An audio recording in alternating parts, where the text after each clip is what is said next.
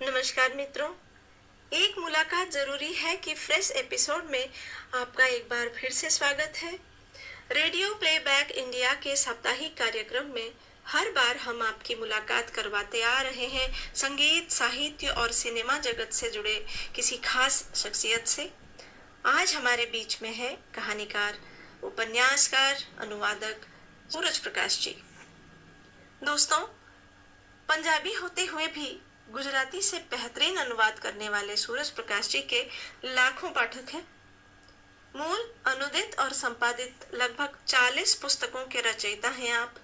कई एमफिल और पीएचडी हो चुकी हैं आपके लेखन पर और कई पुरस्कारों से आप नवाजे भी गए। कई आत्मकथाओं, लघु कथाएं या हो कहानियां, उपन्यास हो या संपादन की रवानियां, मन को छू जाए सर आपका रचना संसार शब्द अर्थ अनुभूतियों का है अनोखा विस्तार। आपका तहे दिल से स्वागत करते हुए मैं सुनीता हूँ।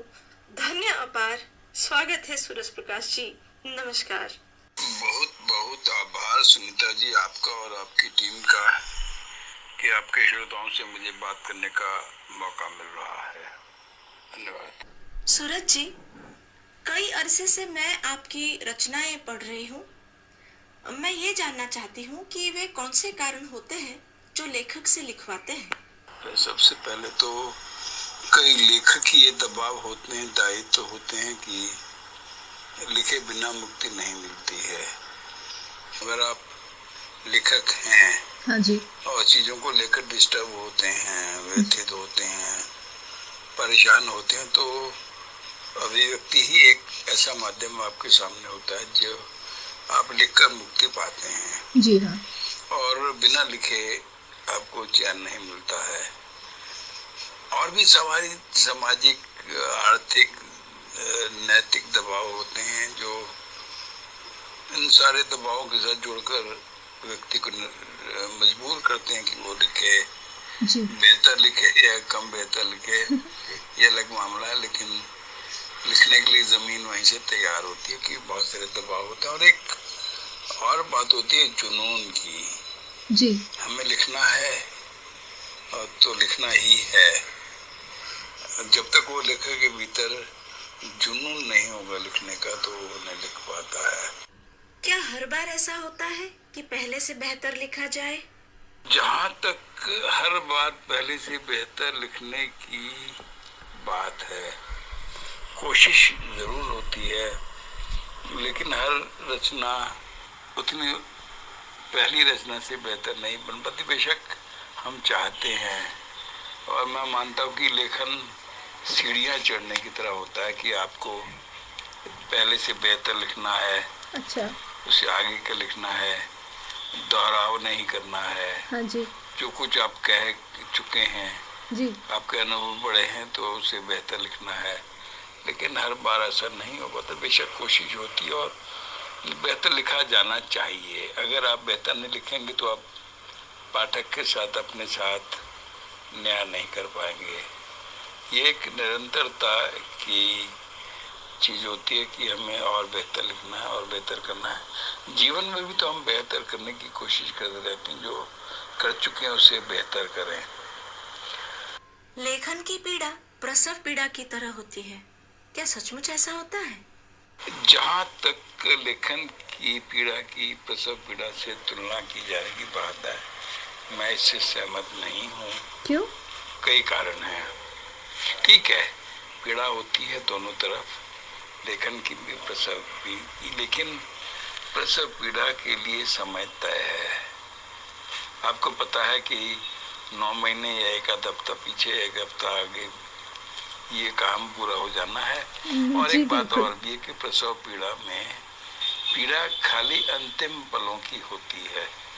बाकी जो प्रसूता है, वो जो माँ बनने वाली औरत है, लगातार एक उमंग में, खुशी में, उल्लास में रहती है, नए बच्चे को जन्म दे रही है, तो सारी खुशियाँ उसके साथ होती हैं, खाली अंतिम वक्त की पीड़ा को छोड़कर। जी हाँ।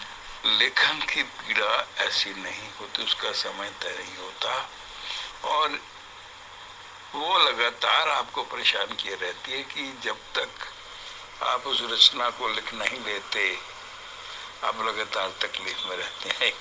प्रसव पीड़ा से ज्यादा पीड़ा होती है। कई कहानियां, उपन्यास, रचनाएं लिखने में रचनाकार को बरसों लग जाते हैं। जी हाँ। मेरी कहानी है उर्फ चंद्रकला, उसे लिखने में मुझे 17 साल लगे। बाप रे। देश विरोधी उपन्यास मुझे लिखने में 16 साल लगे। और कई कहानियां हैं जिन्होंने 2-2, 4-4 साल लिए हैं। हाँ जी। तो ये दोनों की तुलना सही नहीं है।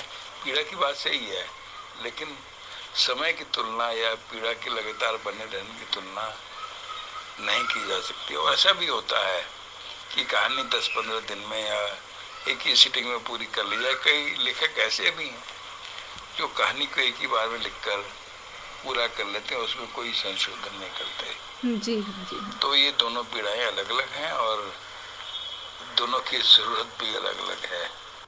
सूरज जी, आपकी कहानियों के पात्रों के साथ आप अक्सर न्याय करते हुए नजर आते हैं, ऐसा क्यों?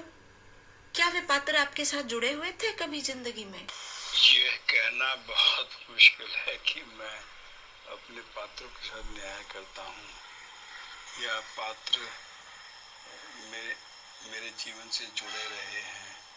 दोनों ही बातें कुछ अलग तरीके से मैं कहने की कोशिश करूँगा। हाँ जी।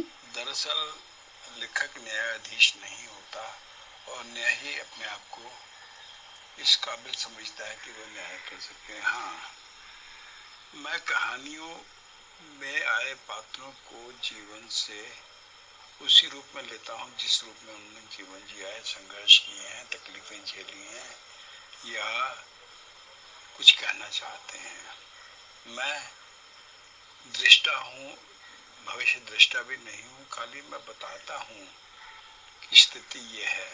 मेरी कोई भी कहानी उठा लीजिए, उसमें मैंने कहानी को ऐसे बिंदु पे छोड़ा है जहाँ से वह पाठक को व्यथित करना, डिस्टर्ब करना शुरू करता है। बिल्कुल सच है।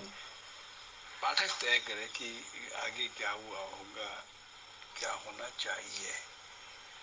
मैं उसमें ना तो कुछ अपनी तरफ से कुछ जोड़ता हूँ, ना घटाता हूँ, और ना ही ये बताता हूँ कि क्या हो सकता था। नहीं, मैं भविष्य न्यायाधीश नहीं होता, सिर्फ स्थितियों को सामने रखता हूँ कि पाठक जाने, देखे, महसूस करे कि कहानी क्या है। आपकी लेखन शैली समय के साथ बदलती गई, क्या आप इस पर कुछ कहना चाहेंगे? समय बदलेगा, हम ज़्यादा अनुभवी होंगे, हमारे पाठक बदलेंगे तो पुरानी शैली, पुरानी कहानी कहने की कला कैसे काम करेगी। हम बदले हैं तो कहानियाँ भी बदलेंगी और हमारी शैली भी बदलेगी। मैंने हमेशा नए प्रयोग किए हैं। 1997 में मैंने एक कहानी लिखी थी, दो जीवन समांतर, जो पूरी तरह से टेलीफोन पर बातचीत के जरिए कहानी कही गई थी, सिर्फ संवाद थे। यह कहानी बहुत पसंद की गई थी और आज भी पसंद की जाती है। इसके 20 बरस बाद मैंने एक और प्रयोग किया, चैट के रूप में पूरा उपन्यास लिखा है। उपन्यास की जितनी भी शर्तें होती हैं वे सिर्फ चैट के जरिए ही पूरी की गई थी। यहाँ भी दो पात्र हैं जो फेसबुक से एक दूसरे से जुड़े हैं, कभी मिले नहीं हैं और फेसबुक के जरिए ही संवाद करते हैं। वे इन संवादों में कला, साहित्य, संगीत, जीवन की उलझनें, सारी चीजों पे बात करते हैं और अपने अनुभव शेयर करते हैं। हाँ जी, हाँ। तो ये लेखक को प्रयोगधर्मी होना चाहिए, हमेशा कुछ नए तरीके ढूंढने चाहिए। कोई कहानी डायरी के रूप में लिखी गई है तो कोई कहानी किसी और रूप में। हर बार हमारी कोशिश होती है कि अगली वाली कहानी किसी और तरीके से लिखी जाए ताकि पाठक को नयापन महसूस हो और उसे अच्छा लगे। वाह। पहले हम पात्रों से जुड़ते हैं, फिर पाठकों से जुड़ते हैं और सिलसिला चलता रहता है।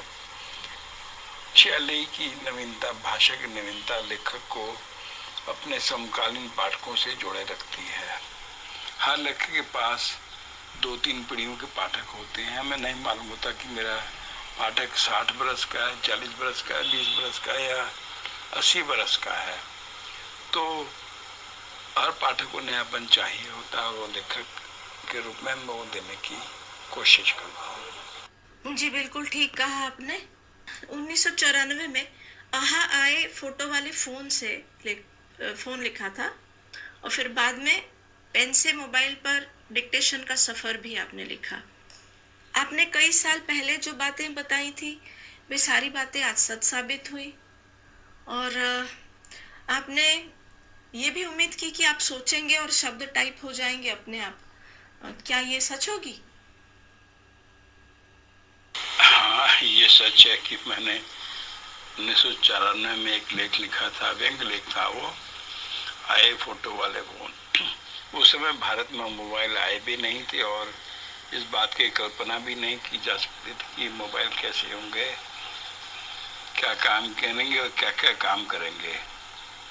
आजकल मोबाइल सच में हमने पूरी दुनिया को मुट्ठी में कर लिया है और जिन बातों की मैंने कल्पना की थी कि क्या क्या हो सकता है फोटो वाले फोन से, वे सारी की सारी बातें आज सच हो रही हैं। जी बिल्कुल सही बात है।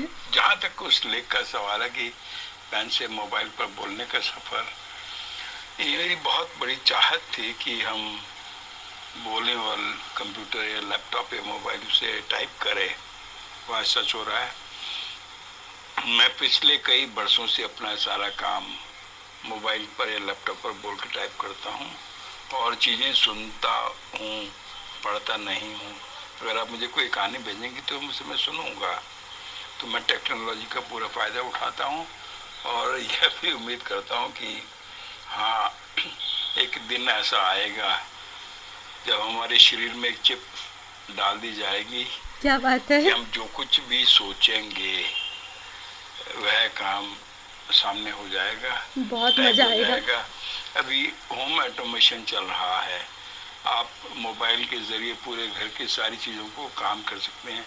वॉशिंग मशीन चला सकते हैं, पर्दे कर सकते हैं, म्यूजिक सुन सकते हैं, समाचार सुन सकते हैं, बिजली बत्ती बंद कर सकते हैं, एसी ऑन ऑफ कर सकते हैं। तो वो दिन दूर नहीं कि जब हमारे मोबाइल में या लैपटॉप में सुविधा होगी कि हम सोचें और वह काम भी होता चले और टाइप भी होता चले। तो दिन दूर नहीं, टेक्नोलॉजी बहुत तेजी से आगे बढ़ रही है और ये शुभ संकेत है कि हम जो कुछ सोचते हैं हमारे वैज्ञानिक उसे सही करके सामने ला देते हैं। जी एक बात तो पक्की है कि निरंतरता आपके लेखन में रही और यह निरंतरता आपके पात्रों में संघर्ष के रूप में दिखाई देती है। लेकिन मेरा सवाल यह है कि आपके पात्रों में तृष्णा है, तृप्ति है या फिर तृप्ति के लिए की गई कोशिशें हैं, पर सुकून क्यों नहीं है? चाहे वो कमजोर लड़की की कहानी हो या लहरों की बांसुरी हो या ख्वाबगाह।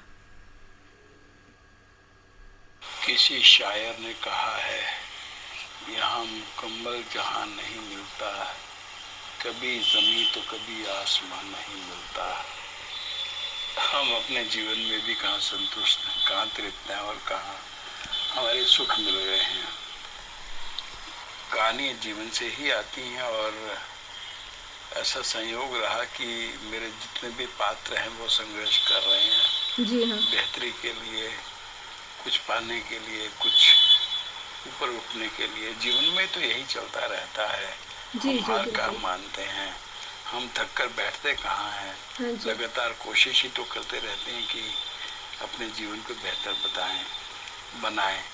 मेरे पात्र तो वही करते रहते हैं। अगर मैं क्रम से देखूं, आपने सही कहा कि मेरी कहानियों में निरंतरता हर प्रकार मेरे पात्र विकास भी कर रहे हैं।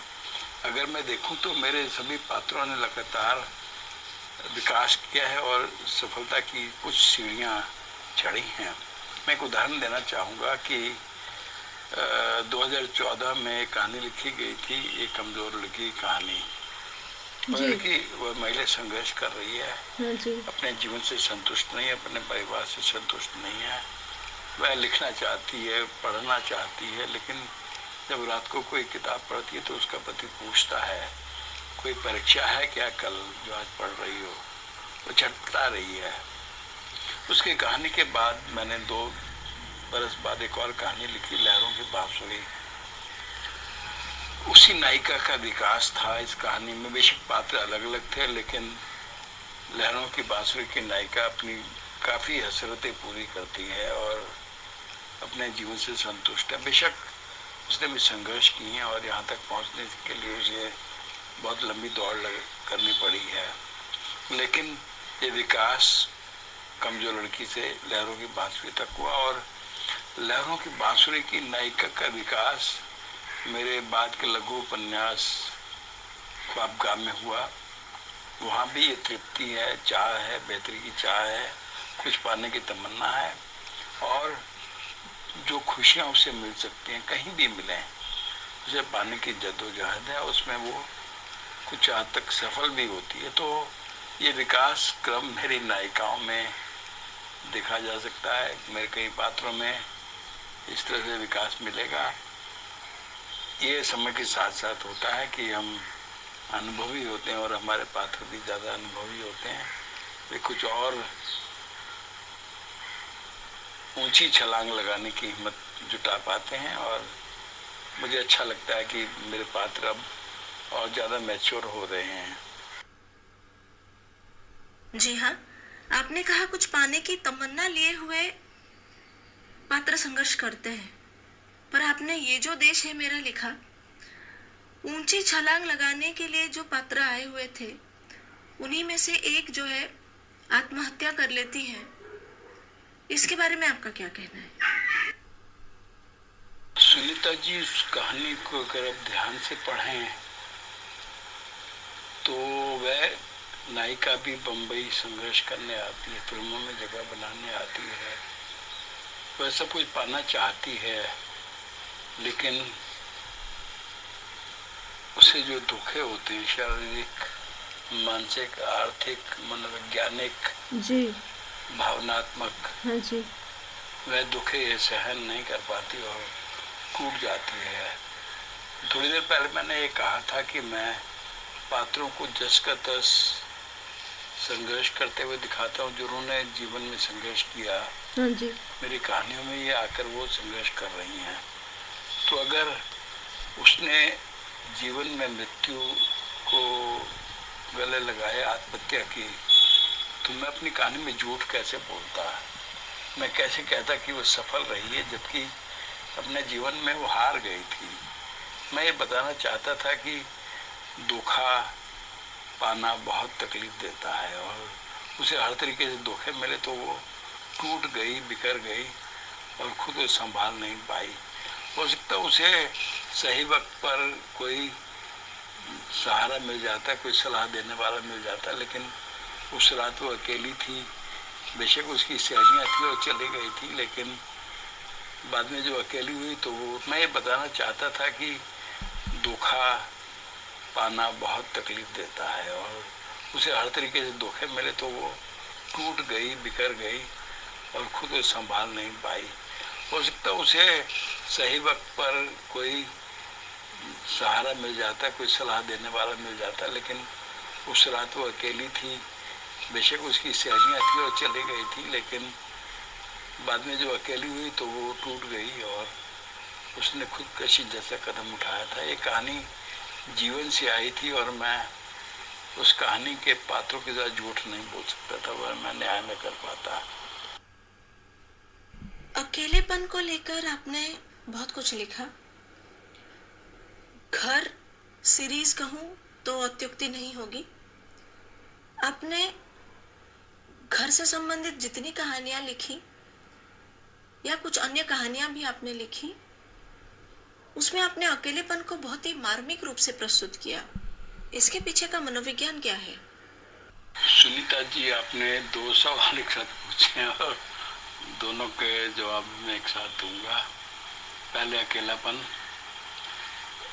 संयोग रहा कि मैं 18 बरस तक अलग अलग उम्र में, अलग अलग शहरों में और अलग अलग कारणों से अकेले रहा। कुल मिलाकर 18 बरस। हालांकि परिवार में आता जाता रहा, लेकिन अकेले रहा। तो अकेलेपन की ज़्यादा कहानियाँ मेरे लेखन में आई हैं, और ये होता चला गया है कि अकेलापन क्या होता है मैंने बहुत नज़दीक से महसूस किया है, और किस तरह तोड़ता है आदमी को, कैसे बेचैन करता है और कैसे उसके आगे बढ़ने के रास्ते रोक लेता है। इन सारी बातों को मैंने अलग अलग कहानियों में उठाने की कोशिश की है।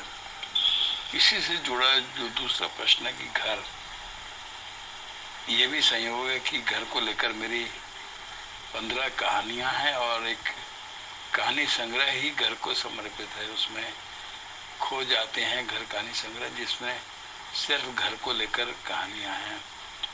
मैं मानता हूं कि व्यक्ति के जीवन में घर सबसे ज़्यादा महत्वपूर्ण होता है। सारी जद्दोजहद घर को पाने, उसे बेहतर बनाने, उसमें रहने लायक उसे बनाने में उसकी पूरी ज़िंदगी खप जाती है। सपना होता है सबसे बड़ा सपना, जिसके लिए वह सारे संघर्ष करता है।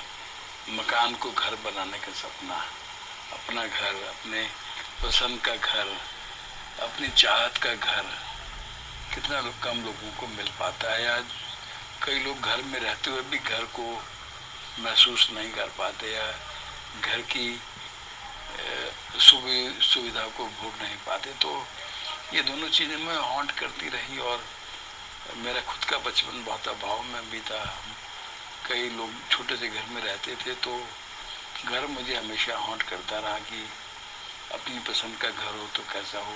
बेशक मुझे अपने पसंद का घर मिला हुआ है और मैं अपने घर में रहता हूँ, लेकिन मेरे पात्रों के साथ ये जद्दोजहद जुड़ी हुई है कि वो घर को लेकर एक तलाश हर पात्र की रही है, और दूसरी तरफ अकेलेपन से जूझते हुए भी मेरे पात्र अपनी बात कहने की कोशिश करते हैं। दोनों चीज़ें मेरी कहानियों में शिद्दत से आई हैं।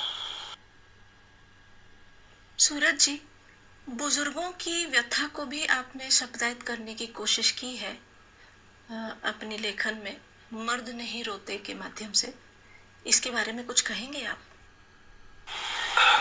मैंने लगभग 50 कहानियाँ, 30 लघु कथाएं और 4 उपन्यास लिखे हैं, और इस तरह से लगभग 300 पात्र मेरी रचनाओं में आए हैं।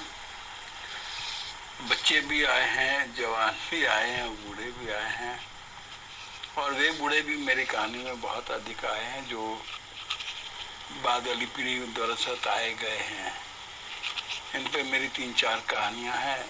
छोटे नवाब, बड़े नवाब, डरा हुआ आदमी, मर्द नहीं रोते, और अभी हाल ही में यह हत्या का मामला है। दरअसल बूढ़ों के साथ एक दिक्कत होती है कि वे भावुक होकर अपना सब कुछ अपने बच्चों को सौंप देते हैं और अपने लिए कुछ नहीं रखते। ऐसा नहीं है कि वो बच्चों को नहीं मिलेगा, उनको ही मिलेगा, लेकिन ये सारी चीज़ें वसीयत में होनी चाहिए। और अगर आप भावुक होकर बच्चों को सब कुछ सौंप देते हैं तो आप अपने हाथ कटवाने जैसा काम करते हैं। ये कहानियों में मेरी आया है, और ऐसे पात्रों को लेकर मैंने कहानियाँ लिखी हैं जो बच्चों के आगे, अपने ही बच्चों के आगे विवश हो गए हैं, और उन्हें कुछ भी नहीं मिला, जीते जी वे उपेक्षित हो गए हैं। इन कहानियों के जरिए मैं यही बताना चाह रहा था कि प्रैक्टिकल होकर व्यावहारिक रूप से सोचें, जो बच्चों को देना वसीयत करके सोचें, और भावुकता में बहकर अपने हाथ न कटवाएं। तो इस जरिए मैंने बात करने की कोशिश की है, और संयोग से बूढ़ों पे मैंने जितनी भी कहानियाँ लिखी हैं वे ज़्यादा पसंद की गई, चाहे बाबू पंड्या हो, या ग्रेसी राफेल हो, या मर्द नहीं रोते के रामदत्त हों। मैंने एक सच्चाई बयान करने की कोशिश की कि ये हालत है। इससे अगर आपको कोई सीख मिलती है तो मुझे कई पाठकों ने लिखा कि ये कहानियाँ पढ़ के बहुत डिस्टर्ब हुए, और वो ख्याल रखेंगे कि उनके बुजुर्गों को इस हालत से न गुजरना पड़े। ये मेरे लिए बहुत बड़ा पुरस्कार था कि मेरी कहानी सही हाथों में पहुंची और उसे सही अर्थ में ग्रहण किया गया। आपके कम से कम 6 कहानियां और 2 उपन्यास फेसबुक से आया है और उनके पात्र महिला पात्र हैं। ये कैसे हुआ? मैं इस बात के लिए खासा बदनाम हूँ कि फेसबुक पर मेरी बहुत सारी महिला मित्र हैं। कुछ हद तक सही भी है। फेसबुक को मैं बहुत पॉजिटिव मानता हूँ और ये मानता हूँ कि फेसबुक बेशक आभासी है, हाँ जी। उसके पीछे जो चेहरे हैं वो हम आप ही तो हैं असली। सबको कोई सुनने वाला चाहिए, सबको अपनी बात कहने वाला, सुनने वाला चाहिए। जी हाँ। तो फेसबुक ये कमी बहुत हद तक पूरी करता है। ये संयोग रहा कि मेरी कई महिला मित्रों ने मुझे अपनी कहानियां सुनाई और मुझे लगा कि इन कहानियों को व्यापक पाठक वर्ग तक पहुंचाया जाना चाहिए। मैंने उनकी पूरी गोपनीयता रखते हुए, उनका मान रखते हुए वो ये कहानियां और 2 उपन्यास लिखे हैं और जो मेरे बाकी के लेखन से आगे की तस्वीर बनाते हैं। सफल रही हैं ये कहानियां और लहरों की बांसुरी कहानी को तो 1 लाख से ज़्यादा पाठक मिले हैं। तो ये संयोग होता गया कि महिला पात्र मुझे ज़्यादा मिले। पुरुष आसानी से अपनी बात शेयर नहीं करते, महिलाएं कंधा तलाश कर अपनी बात कह देती हैं और मैं उन बातों को सुनता रहा तो मुझ तक कहानियां पहुंचती रही। पुरुष होते हुए भी महिला मनोविज्ञान के बारे में इतना सब कुछ कैसे जानते हैं आप? जहाँ तक पुरुष होते हुए और महिला मनोविज्ञान को समझने की बात है तो इसके 2-3 कारण रहे कि मैंने मनोविज्ञान का अध्ययन किया था। जब मैं पीएचडी करना चाह रहा था तो मैंने मनोविज्ञान का अध्ययन किया था और दूसरे मैंने अपनी पूरी जिंदगी में महिलाओं को अतिरिक्त संघर्ष करते हुए देखा है। छोटी छोटी बातों के लिए घर के अंदर नौकरी के साथ, बच्चों के साथ, पिता के साथ, सास ससुर के साथ संघर्ष करते हुए देखा है। हम बचपन में जिस मोहल्ले में रहते थे वे गरीब लोगों का मोहल्ला था, लेकिन उनके संघर्ष असली थे। वे किस तरह से घर को चलाने के लिए कैसे कैसे काम करते थे, संघर्ष करते थे। फिर बाद में नौकरी में आया, मैंने परिवार की महिलाओं को संघर्ष करते हुए देखा। बम्बई में रहते हुए, मैं कई वर्षों से बम्बई में हूँ, तो मैंने यहाँ कामकाजी औरतों के संघर्ष को देखा, घरों में काम करने वाले भाइयों को संघर्ष को देखा, ट्रेन में यात्रा करने वाली कामकाजी महिलाओं को संघर्ष को देखा। और ये शायद मैं परकाया प्रवेश कर पाता हूँ कि ऐसा क्यों होता है, कैसे होता है, कैसे मैनेज करती हैं और क्या उनके सपने होते हैं, कैसे पूरे करती हैं, क्या क्या संघर्ष उनको करने पड़ते हैं और किस स्थिति में वो कैसे रिएक्ट करेंगी। ये सब मैंने बारीकी से देखा और उनको अपने पात्रों के जरिए पाठकों तक पहुंचाने की कोशिश की है। मुझे नहीं मालूम कि मैं इतने में इसे कितना सफल रहा, लेकिन मेरी पाठिकाएं मुझे बताती हैं कि ये बहुत बड़ी बात है। हम खुद भी इतनी बारीकी से इन चीज़ों को ये तो बहुत अच्छी बात है। आपने अभिव्यक्त की है। हर रिश्ते की एक एक्सपायरी डेट होती है और पुराने सूख चुके रिश्तों को रिपेयर नहीं किया जा सकता। ये संदेशा आपने फेसबुक और हम के जरिए दिया था। सूरज जी, इसके पीछे की सोच क्या थी? सुनीता जी, ये संदेश नहीं है। हाँ, आपने मजाक में लिखा था। जीवन की बहुत बड़ी सच्चाई है कि हर रिश्ते की एक्सपायरी डेट होती है। हाँ, अक्सर होता है कि जो पुराने रिश्ते हैं, सूख चुके हैं, उन्हें हम रिपेयर नहीं कर सकते, कितनी भी कोशिश करें। जो मन में खटास आ चुकी है या रिश्तों में दूरी आ चुकी है या मतभेद पैदा हो चुके हैं, उन्हें दूर करना, रिपेयर करना इतना आसान नहीं होता। एक उदाहरण देता हूँ कि बचपन में हम सब बच्चे मामा, चाचा, मासी, बुआ सबके घर बच्चों में खेलने जाते थे। कोई भेदभाव नहीं होता था, कौन किसके घर जाके खेल रहा है या मोहल्ले की औरतें या चाचियाँ, मासियाँ, भाभियाँ सब आपस में मिलजुल के रहते थे। लेकिन जैसे जैसे हमारा अनुभव बढ़ता है, हमारे जीवन की दिशा तय हो जाती है, हम अलग दिशा में सोचना, समझना, जीना शुरू करते हैं, तो पीछे छूट चुके रिश्ते हमें बोझ लगने लगते हैं। हम चाह कर भी वह गर्माहट उन रिश्तों में पैदा नहीं कर सकते, और ऐसा होता है कि रिश्ते छूटते चले जाते हैं और हम उन्हें सामने देखकर भी अनदेखी कर जाते हैं। प्रेम के संबंध में भी यही होता है। हम एक वक्त में कितनी गर्माहट महसूस करते हैं रिश्तों में, लेकिन बाद में चलकर जब रिश्ते पीछे छूट जाते हैं तो कुछ भी नहीं बचता है।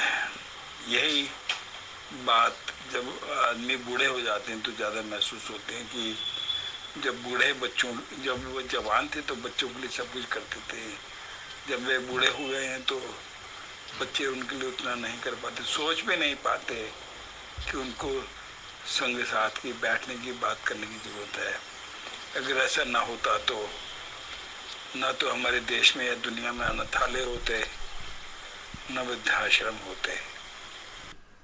प्रेम के बारे में आपने बात छेड़ ही दी है, तो मैं एक सवाल पूछना चाहूंगी कि आपकी किसी भी कहानी में या उपन्यास में नायक नायिका मिलते ही नहीं है, सारी स्थितियां उनके खिलाफ हो जाती है और वो मिल नहीं पाते हैं, ऐसा क्यों होता है?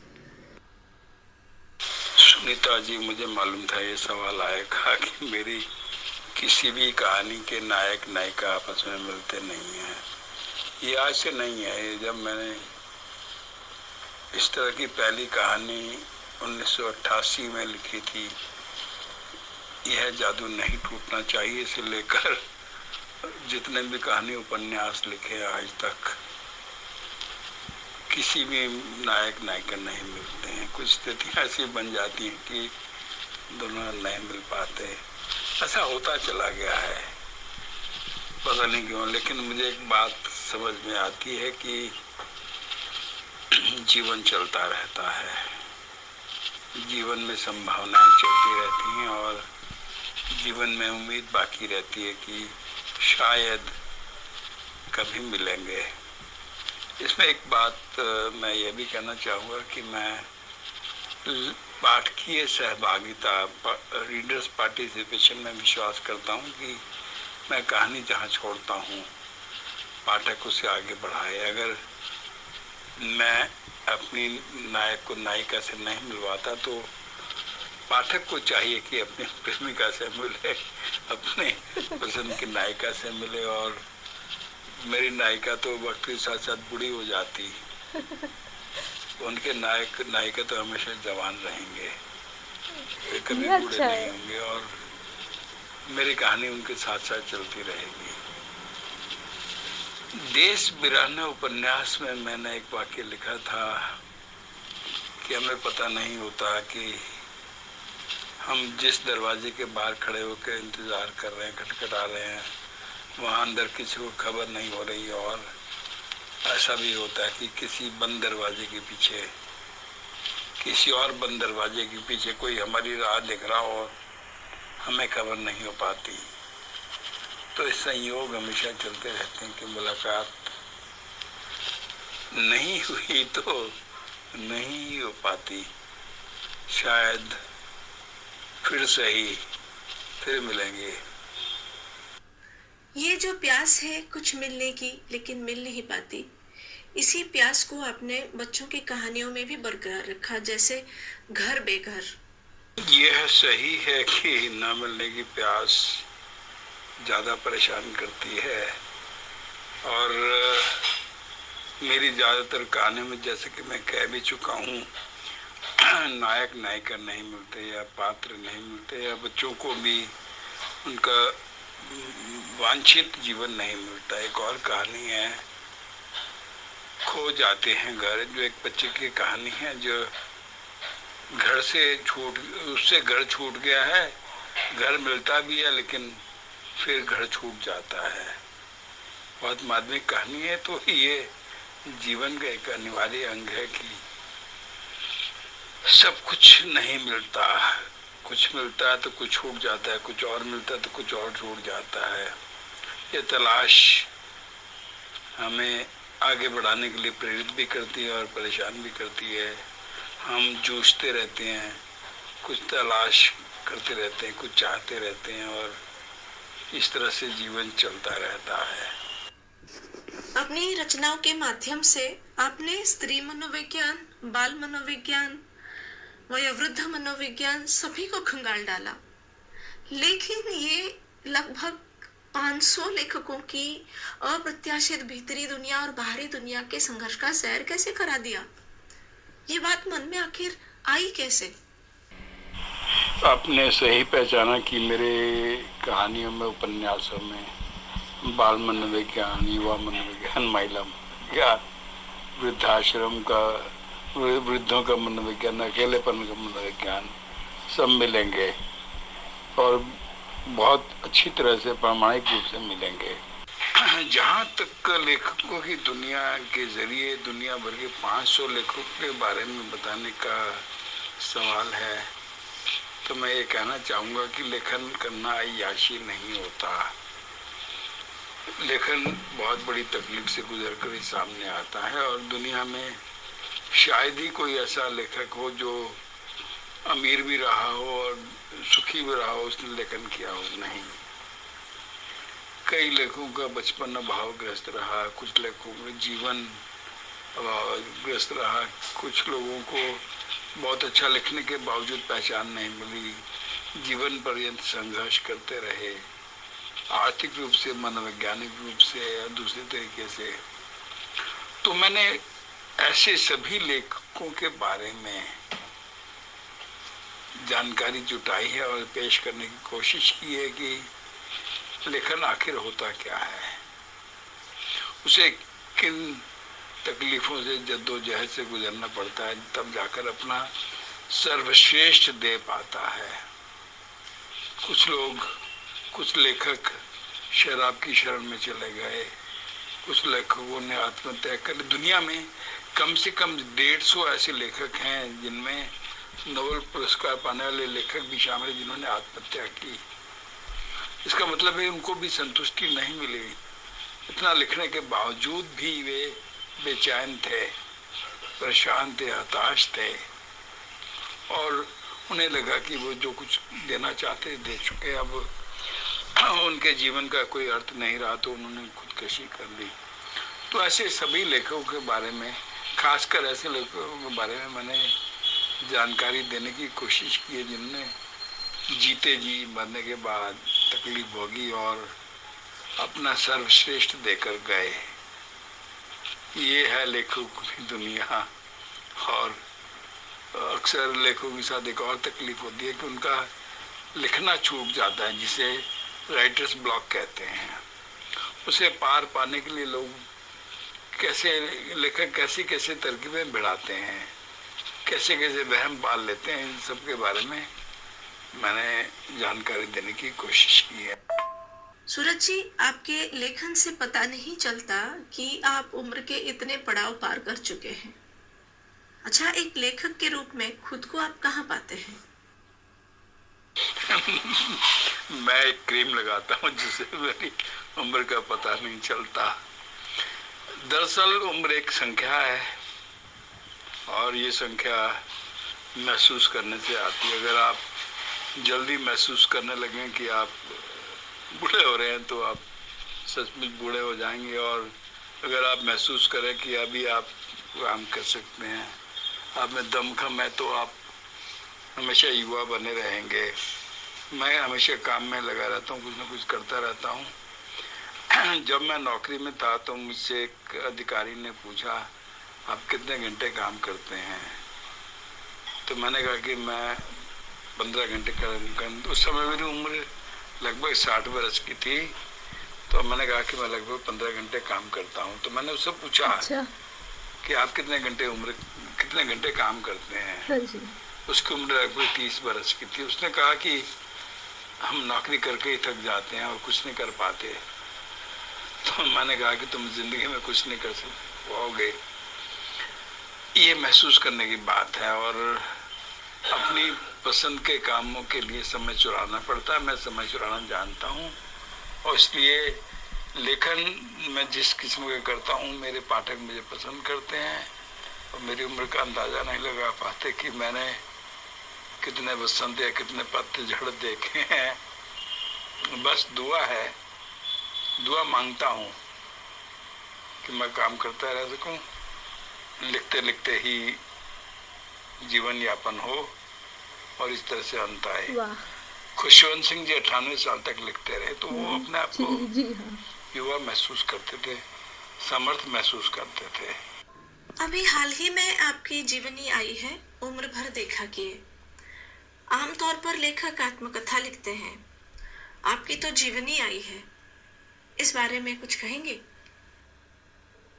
मैं भी आत्मकथा लिखना चाहता था, कब से टल रही थी, लेकिन कोरोना काल में कुछ ऐसा हुआ कि हम सब घरों के अंदर बंद हो गए। संयोग से मेरी पत्नी भी लिखती हैं और मेरा छोटा भाई भी लिखता है। बेशक वो कम स्तर, छोटे स्तर पर लघु कथाएं और कविताएं लिखता है, लेकिन जब उसने इच्छा व्यक्त की कि कोई बड़ी किताब लिखना चाहता है, तो मैंने ठीक है मेरी जीवनी लिखो, मैं तुम्हें जानकारी देता रहूंगा। तो उसने बहुत ईमानदारी से मेरी दी गई जानकारी के आधार पर बहुत खूबसूरत जीवनी तैयार की है। बेशक जीवनी और आत्मकथा में फर्क होता है, उसमें वह सारी बातें नहीं आ पाती जो आत्मकथा में आती, लेकिन मुझे संतोष है कि उसने अच्छी जीवनी लिखी है और लोग इसे पसंद कर रहे हैं। बात एक ही है कि मेरे जीवन के बारे में चीजें सामने आनी चाहिए और इस जीवन के जरिए सामने आ रही हैं। अनुवाद करते समय किस प्रकार की समस्याएं आती हैं सूरज जी? अपने अगले अनुवाद के बारे में प्रकाश डालेंगे? मैंने 28 तो नहीं 14 किताबों को 15 किताबों का अनुवाद किया। इस समय भी एक किताब का अनुवाद कर रहा हूँ। मैंने गुजराती से भी अनुवाद किए हैं, एक चैलेंज के रूप में, चुनौती के रूप में, और अंग्रेजी से अनुवाद किए हैं। मैं मानता हूँ कि अनुवाद सिर्फ 2 किस्म का होता है। एक अनुवाद जो मैं नौकरी करते समय करता था, जिससे मेरा घर चलता था, मेरा परिवार चलता था, मैंने घर बनाया, मेरा स्टेटस बना, मेरे बच्चों की पढ़ाई हुई, लेकिन उस अनुवाद का कोई पाठक नहीं था, वो खाना पूर्ति के लिए किया जाता था। और एक दूसरा अनुवाद होता है शाम के 5 बजे से सुबह 5 बजे तक, जो मैं अपनी मन मर्जी से करता था, जो ही आपके सामने है। इस अनुवाद में धन नहीं मिलता, यह बहुत कम मिलता है, लेकिन इसके पाठक मिलते हैं। और मैंने जितनी भी आत्मकथाओं के किताबों के अनुवाद किए हैं वे पसंद किए जाते हैं, और मुझे संतोष है कि मैं कुछ दुर्लभ किताबें हिंदी के पाठकों के सामने ला पाया। अनुवाद बस यही 2 तरीके का होता है, हम नौकरी के लिए करते हैं, और दूसरा अनुवाद अपनी मनपसंद, अपनी इच्छा के, अपनी पसंद की किताबों के लिए करते हैं।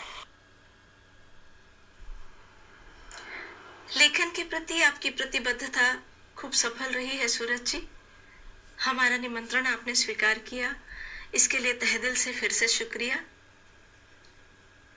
सुनीता जी, आपका बहुत बहुत आभार कि आपने इतने अच्छे प्रश्न पूछे और मुझे खुद को देखने और अपने आप को पहचानने का मौका मिला। आपकी टीम का और सजीव सारथी जी का बहुत बहुत आभार कि मुझे एक व्यापक श्रोता वर्ग से जोड़ने का मौका दिया। मैं उम्मीद करता हूँ कि मुझे फिर से आपके ज़रिए अपने मित्रों से बात करने का मौका मिलेगा। बहुत बहुत धन्यवाद। तो मित्रों, ये थी मुलाकात हमारे प्रिय लेखक, कहानीकार, अनुवादक सूरज प्रकाश जी से। अगले हफ्ते फिर आएंगे हम एक और नए शख्सियत के साथ। तब तक मैं सुनीता आपसे इजाजत चाहती हूँ। धन्यवाद।